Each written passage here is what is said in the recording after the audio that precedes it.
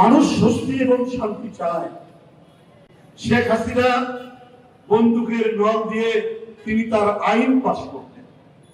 বন্দুকের নল জনগণের দিকে তাক করে যা ইচ্ছা তাই করতেন। তিনি আদালতকে, হাইকোর্টকে, নির্বাচন কমিশনকে এবং তার পাতানো যে পার্লামেন্ট সেইটা দিয়ে আইন প্রণয়ন করে তিনি তার স্বেচ্ছাচারিতা এবং খুন, খুন, লুটপাট জারি রাখতেন। বন্ধুরা, বক্তব্য দীর্ঘায়িত নয়, আমি যে কথাটি বলছি এখন সেটার যেন পুনরাবৃত্তি না হয়।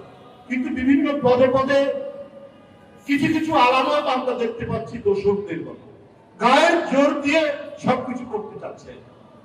তো ডক্টর ইউনূস সাহেবের আমলে তো গায়ের জোর থাকার কথা না, মানুষের কণ্ঠের স্বাধীনতা থাকবে, কথা বলার স্বাধীনতা থাকবে।